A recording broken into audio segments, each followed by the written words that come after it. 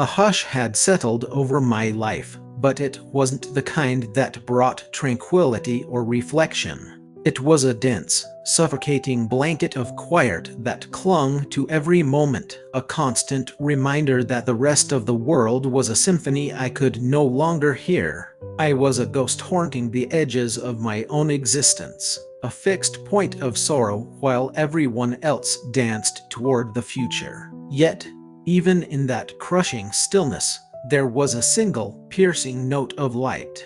Meet her, Apper, her small voice, clear as a bell, sliced through the gloom of our single-room home.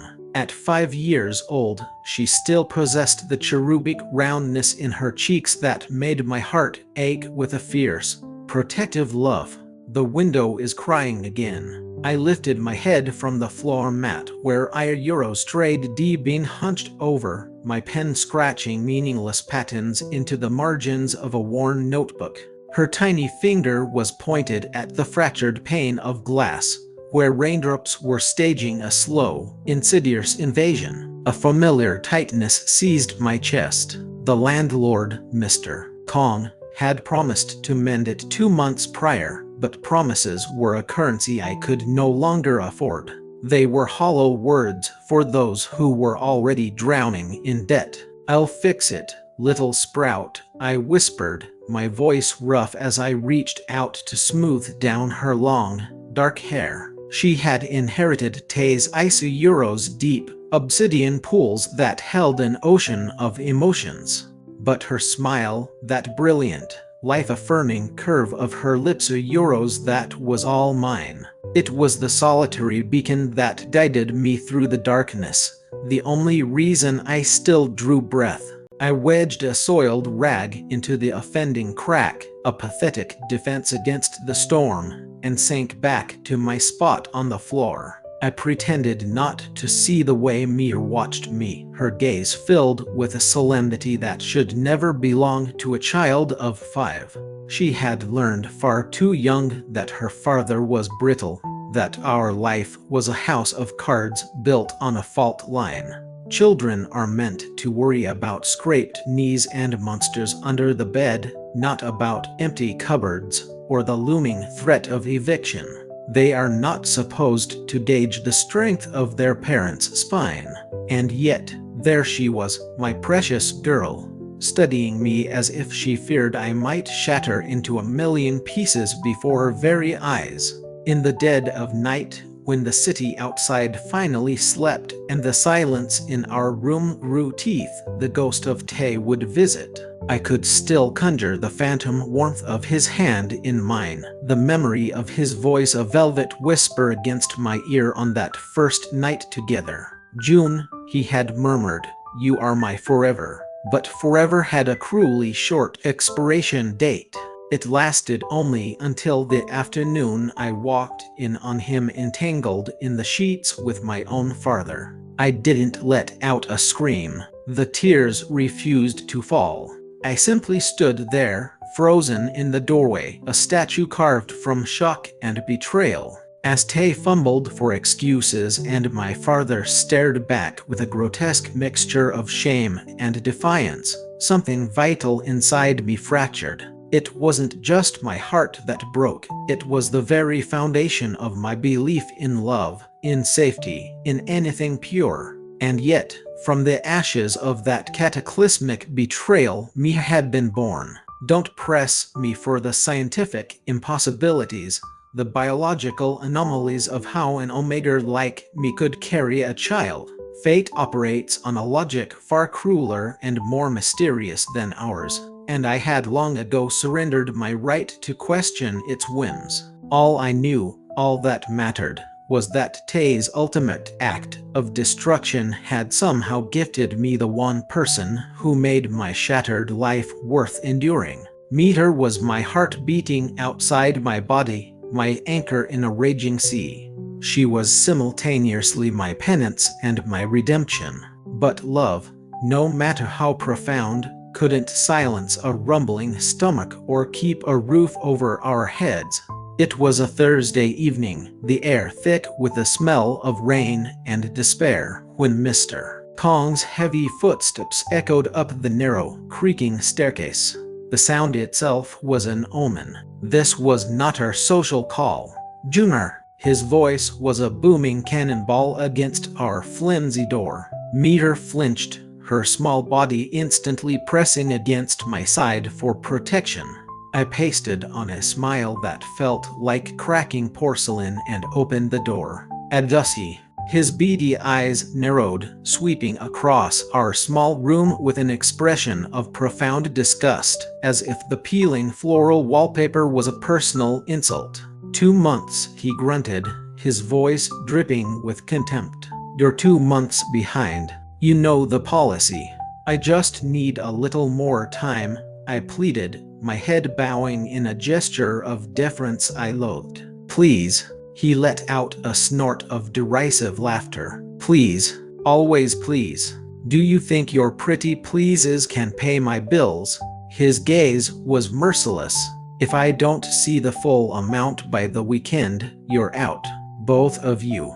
His eyes flickered towards Mir, and for a fraction of a second, a hint of something softer crossed his face before it was replaced by the familiar mask of hardened greed.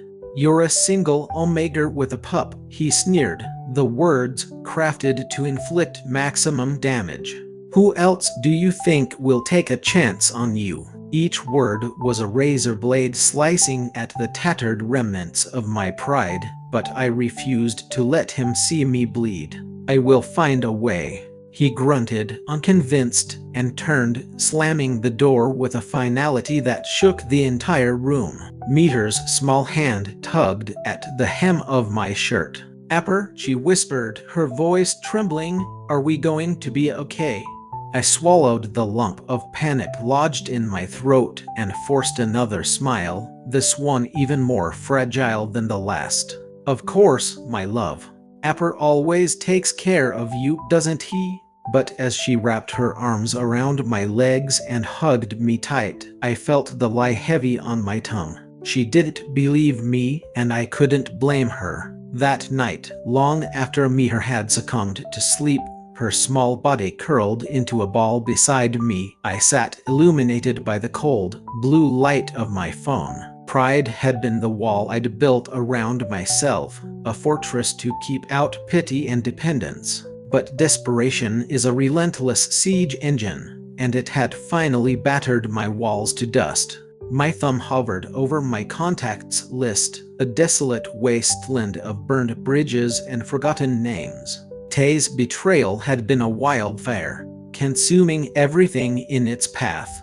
The few acquaintances who had offered sympathy were themselves struggling to stay afloat in their own turbulent lives. And then a name surfaced from the deep recesses of my memory. Sainin, Alvar Sainin. The name alone was a winter storm, a whispered legend in the city. He was said to be cold, ruthless, a man who ruled his pack with an iron fist and had zero tolerance for weakness. I had seen him only once, years ago, from a great distance at some pack gathering. I remembered the imposing breadth of his shoulders, the piercing intensity of his eyes, and a palpable aura of power that seemed to warp the very air around him. He was not a man one approached for charity. He was not a man who offered it. But my fingers, guided by a force beyond reason, began to type. Ire euros trade drowning. Please.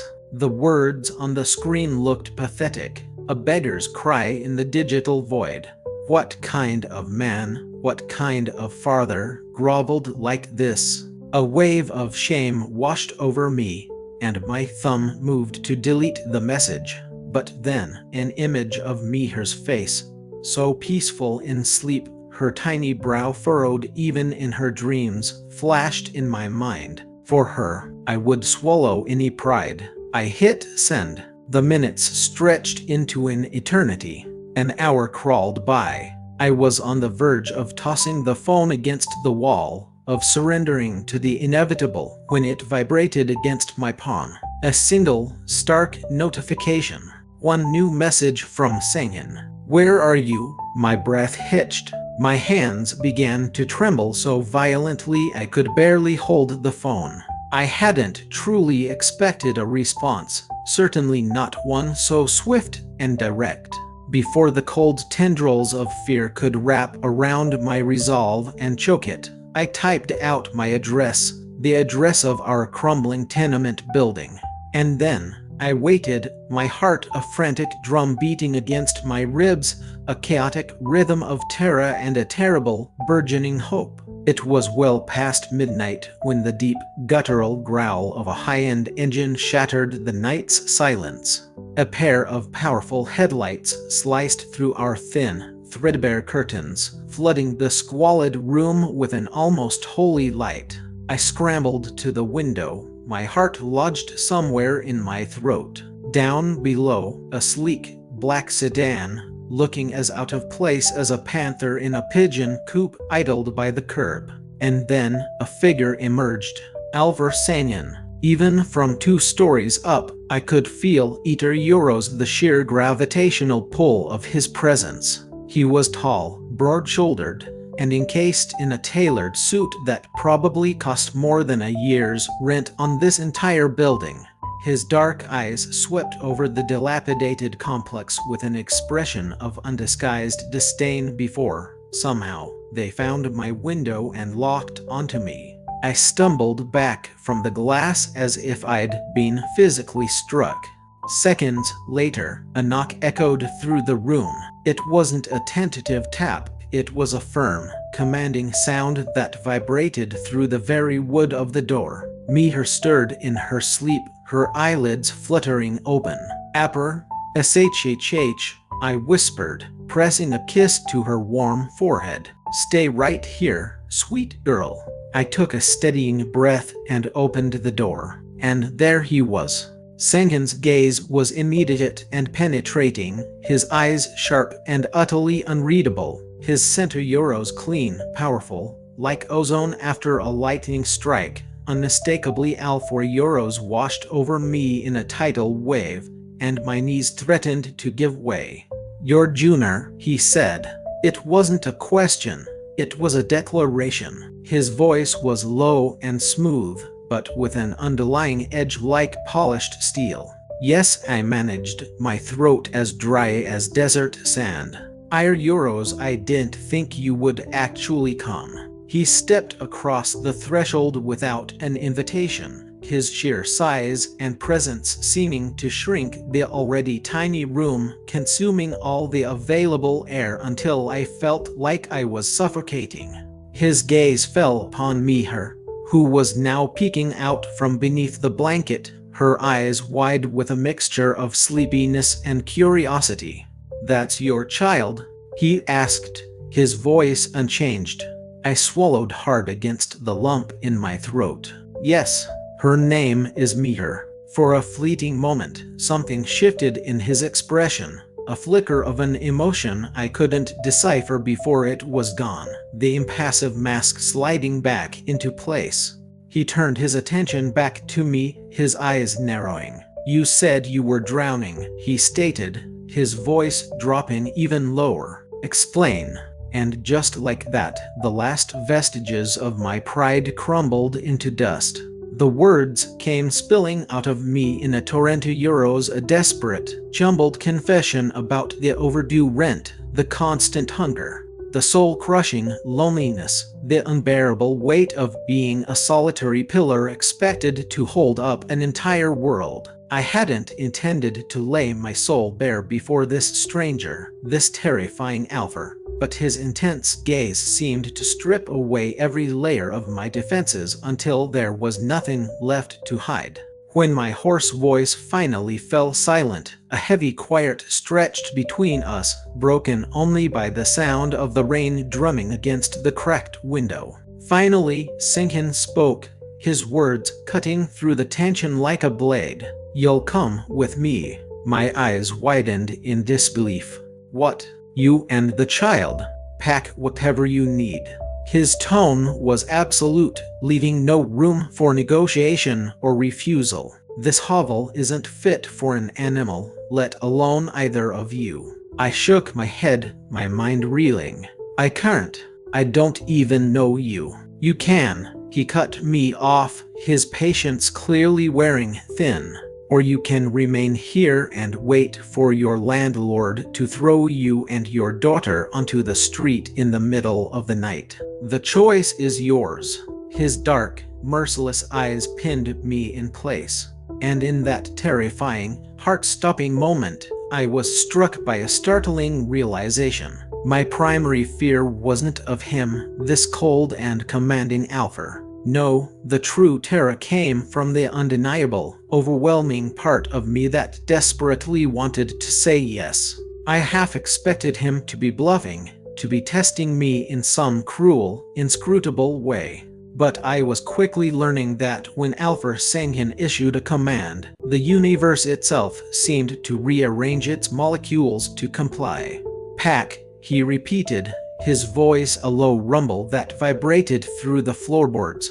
He stood in the center of my dilapidated apartment like a dark king who had mistakenly wandered into a pauper's hut, his very presence an indictment of my failure.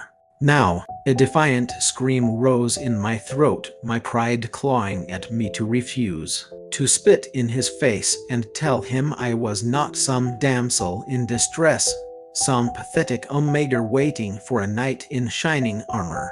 But then, Mihir shifted, peeking out from her blanket cocoon, her small hand clutching the worn fabric. Her wide, innocent eyes asked the question my lips were too proud to form, and for her, my defiance died. For her, I began to pack. It was a swift, pathetic process. The entirety of our worldly possessions barely filled 2 worn duffel bags. The few items of clothing that hadn't been worn threadbare, Mihir's small collection of sundresses, and the tattered sketchbook that was my only true companion. As I carefully folded her favorite pink sweater, a thick lump formed in my throat. This room, this litter euros, it had been a tapestry woven from threads of misery and hardship, but it was ours. It had contained every single one of Mehar Eurostrade's precious laughs. It had absorbed the sound of every lullaby Eurostrade sung to her when the world outside felt too sharp and cruel. Was I truly ready to abandon the only home she had ever known? Sanghin remained by the door, his arms crossed over his powerful chest, his gaze an unblinking, heavy weight upon me. I couldn't discern if he was growing impatient or if he was simply observing me like a scientist studying a curious specimen. Regardless, the sheer force of his presence urged me to move with a haste born of anxiety. When the last zipper was pulled shut, Mihir scrambled to my side, her small fingers locking around mine. "Apper, where are we going?" I knelt to her level, my hand brushing a stray strand of hair from her face, my heart aching. "Somewhere new, my love. Somewhere Euro's safe." She tilted her head, her innocent gaze flickering towards the imposing figure by the door. "With a scary man?" A hysterical laugh almost escaped me, but I swallowed it down. She wasn't wrong. Sanghin was utterly terrifying, but he was also, inexplicably, the reason we would not be spending the night huddled in a rain-soaked alleyway. "Yes, little sprout," I whispered, my voice thick with unshed tears. With him. Her tiny fingers tightened their grip on mine, her small act of trust both a comfort and a burden. The journey in his car was enveloped in a thick, unnerving silence, punctuated only by the quiet hum of the powerful engine. Mihir quickly fell asleep, her head resting in my lap, her breathing soft and even. I stared out through the heavily tinted windows, watching the familiar, grimy city lights blur into streaks of neon and shadow. My thoughts were a tangled mess of fear, gratitude, and a profound sense of unreality. When the car finally glided to a stop, I blinked, certain I had fallen asleep and was now dreaming. We were parked before a mansion, a sprawling edifice of stone and glass that seemed to rise from the manicured grounds like something from a forgotten legend. Towering wrought iron gates stood open, leading to stone walls that seemed to stretch into the night. Warm, golden light spilled from immense windows, glinting off what I could only assume was polished marble and crystal. This wasn't a house. It was a different plane of existence. Sang-Hin exited the vehicle first. When I hesitated, paralyzed by the sheer opulence of it all, he shot a single, impatient glance back at me. "Move." I gathered Mia carefully into my arms, her familiar weight a grounding force as I followed him up a grand staircase of sweeping stone. The massive double doors swung open silently before we even reached them, seemingly of their own accord, revealing two men in dark suits who bowed their heads in deep reverence. Pack members, I realized with a jolt. The air inside was saturated with the scent of Alpha Sayuro's strong, disciplined, and an immediate, primal reminder of my own lowly place in the pack hierarchy. "This way," Sang-Hin commanded, his voice echoing in the cavernous, grand hall. I couldn't tear my eyes away from our surroundings. A chandelier hung from the impossibly high ceiling, glittering like a captured constellation. The floors were so immaculately polished that they reflected our images with perfect clarity. Mihir stirred in my arms, blinking herself awake. A soft gasp escaped her lips as she caught sight of the massive, curving staircase that swept upwards like a path into a fairy tale kingdom. "Apper," she whispered in awe, "it's so big." Her innocent wonder was a sharp pang in my chest. "Yes, my love," I murmured back. "It is." Sang-Hin led us down a long, quiet corridor to a pair of richly polished wooden doors. He pushed one open, revealing a suite of rooms that was larger than our entire old apartment building. A king-sized bed dominated the main room, alongside a plush sitting area, and an adjoining smaller room that was perfectly suited for a child. "You will stay here," he announced, his tone flat and simple. I gently set Mihir down on the plush carpet. She immediately made a beeline for the enormous bed, bouncing on it once, before letting out a peal of delighted giggles. The sound, so pure and joyful, filled the opulent space like sudden sunlight breaking through storm clouds. I turned to face Sang-Hin, my throat tight. "Euros, I don't know how I can ever thank you." His eyes narrowed almost imperceptibly. "Don't. Gratitude is an unnecessary complication." The cold, dismissive nature of his words should have wounded me, but there was something in the way his gaze had softened for that one instant while watching me that made me question the steel and shadow facade he presented to the world. "Why are you doing this?"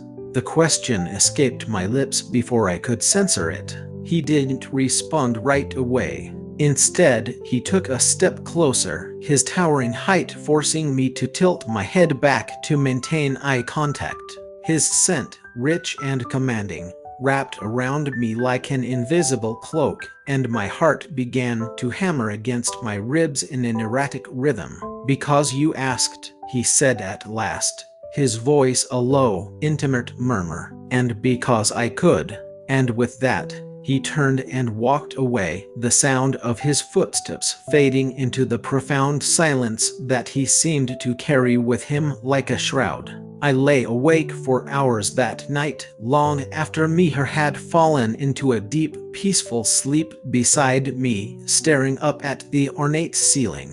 My body was cradled in a bed softer than any cloud I could have ever imagined, but my mind was a raging tempest.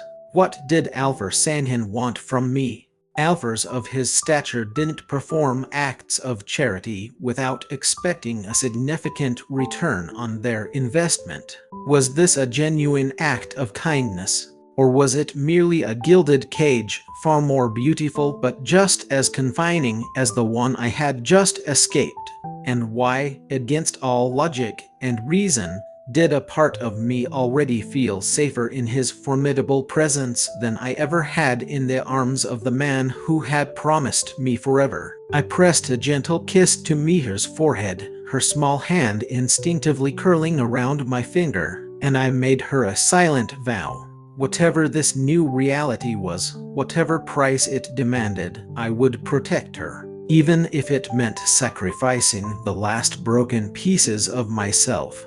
The next morning, I was roused from a deep sleep by the scent of real food, not the sad, chemical smell of instant noodles or the blandness of day-old rice, but the warm, tantalizing aromas of freshly baked bread, sizzling eggs, and sweet, ripe fruit. Upper Meher's squeal of delight drew my eyes to a small table set for us. She was already perched in a tiny chair, happily devouring a strawberry that was nearly the size of her fist, her cheeks adorably stained with red juice. I blinked at the lavish spread laid out before us, feeling a dizzying sense of disorientation. Where did all of this come from? From the kitchen, a deep, familiar voice answered. Sang-Hin was seated at the head of the table, looking impossibly composed and elegant in a crisp white shirt. He ate with a meticulous precision, every movement controlled and graceful. I sat down hesitantly, suddenly acutely aware of my own worn, faded clothing. Meher, however, possessed none of my self-conscious restraint. She looked at the imposing Alfar with bold, unafraid eyes and declared, "Thank you, scary man." My face flushed with heat. "Meher," I hissed, mortified. But to my utter astonishment, the corners of Sang-Hin's lips twitched upwards, the barest hint of a smile. "She has your courage," he remarked, his gaze shifting to me. I didn't know how to respond, so I simply stuffed a piece of warm bread into my mouth to prevent myself from saying something utterly foolish. But deep inside, a tiny, unfamiliar warmth began to flutter. The mansion felt like a labyrinth of polished silence. Every time I traversed its grand halls, I was convinced my worn-out shoes were leaving shameful scuff marks on the pristine marble floors. Every time I passed a pack member who bowed low to Sang-Hin, I could feel their curious eyes on my back, their minds buzzing with the unspoken question of why their formidable Alfar had brought a nobody Omega and his illegitimate child into the very heart of their sanctuary. I was not accustomed to being seen, not in this way. Meher, on the other hand, blossomed in this new environment. She treated the vast, manicured gardens as her personal kingdom, her laughter echoing through the rose bushes like wind chimes. She discovered a love for strawberries and would demand them at all hours, a request that, somehow, was always granted. She would sit beside Sang-Hin at the enormous dining table, completely unfazed by his intimidating silence, sometimes even tugging on the sleeve of his expensive suit until he would look down at her, that unreadable expression on his face softening into something that was no longer entirely cold. And sometimes, when I watched him watching her, my chest would ache with a confusing mix of emotions I couldn't begin to name. One afternoon, Meher was playing in the courtyard when a young beater, distracted, tripped and stumbled near her. She cried out, more from surprise than any actual pain.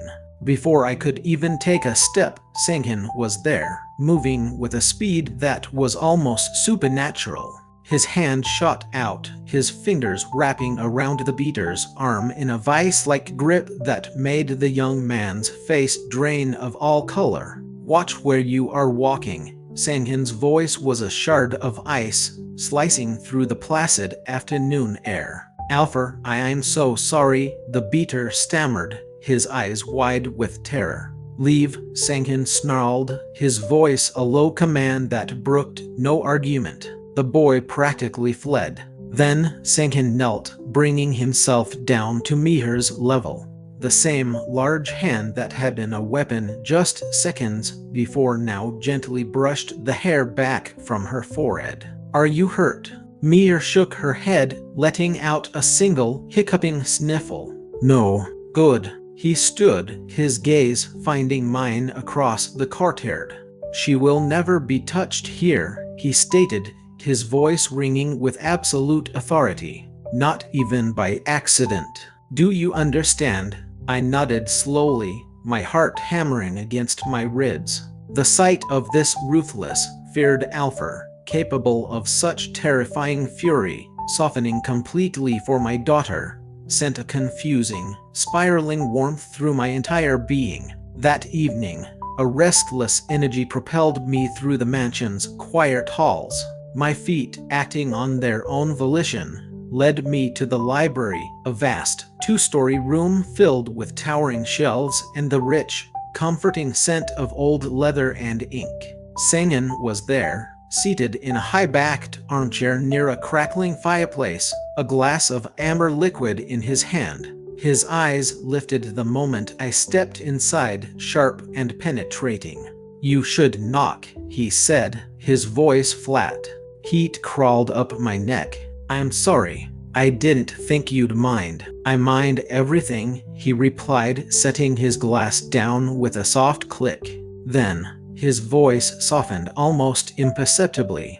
"Sit." I hesitated for a moment before obeying, perching nervously on the edge of the armchair opposite his. The silence between us stretched, filled only by the spit and crackle of the fire. "Why are you really doing this?" I finally asked, the question that had been clawing at my insides since the night he had appeared at my door. "I find it hard to believe it's simply out of the kindness of your heart." His gaze darkened, and for a terrifying second, I thought he might dismiss me with a cold glare. Instead, he leaned forward, resting his elbows on his knees, closing the distance between us. "Because the moment I read your message, I found I was incapable of ignoring it," he said, his voice a low, intense rumble. "Because something in your words told me you weren't just begging for help. You were breaking." My throat tightened, making it difficult to breathe. "And what if I was?" His eyes, fierce and unwavering, locked onto mine. "Then I will make sure you never break again." The sheer weight of his promise stole the air from my lungs. And then he was closer, far too close. His scent enveloped me, a dizzying, potent mix of alpha power and something uniquely his. My body began to tremble, caught in a war between a primal fear and an undeniable, traitorous longing. "Do you always say things like that to desperate Omegas?" I whispered, my pride a flimsy shield against the intensity of his gaze. "Only to the ones I want," he answered, his voice a gravelly murmur. My pulse stuttered to a halt and then restarted at a frantic pace. I should have stood up. I should have run. I should have ended this dangerous dance right there. But when his hand came up to cup my jaw, his touch firm yet impossibly careful, every rational thought scattered like dust in the wind. His thumb brushed across my cheek, and I couldn't stop myself from leaning into the warmth of his touch. "Junior," he murmured, my name a solemn vow on his lips. Then his mouth was on mine. It wasn't a gentle kiss. It was a claiming, a searing brand of heat and possession that pulled me under, drowning my fears and reservations until my pride melted away, and all that remained was the raw, aching chasm of want.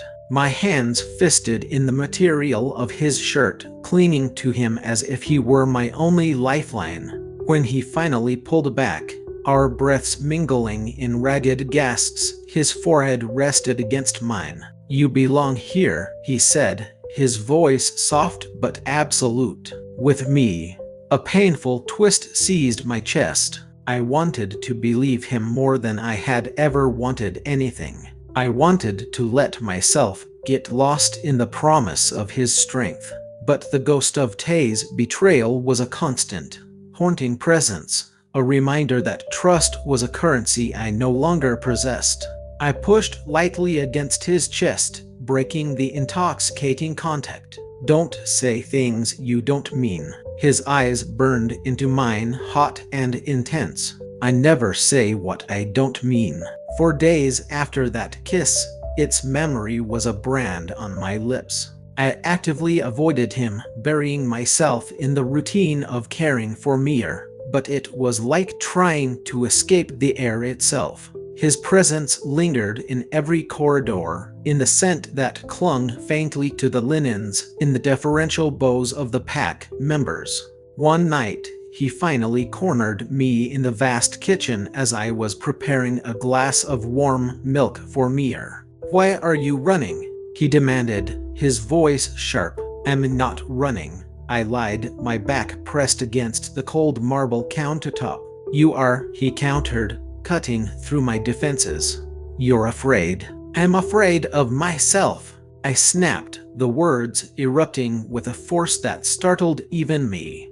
"I'm afraid of what I'll give up if I let myself feel anything for you. If I let you in." My voice broke on the last word, the old wound throbbing with fresh pain. He stepped closer, his large hand capturing mine where it trembled. "I am not him, Junior." The raw sincerity in his voice made my eyes sting with unshed tears. And just then, a sleepy Mir padded into the kitchen, rubbing her eyes. "Apper," she murmured, her gaze moving between us. "Sanghin Apper." I froze. She had called him Apper. Sanghin looked from her to me, a complex, unreadable emotion flickering in his dark gaze. And in that moment, my heart knew with a terrifying certainty that we were already far too entangled to ever find our way back. Do you believe Sanghin's love is enough to heal Jun's past wounds, or is a betrayal that deep impossible to overcome? Let me know your thoughts in the comments below. And if you enjoyed this story, please show your support by hitting that like button and subscribing to the channel for more content just like this.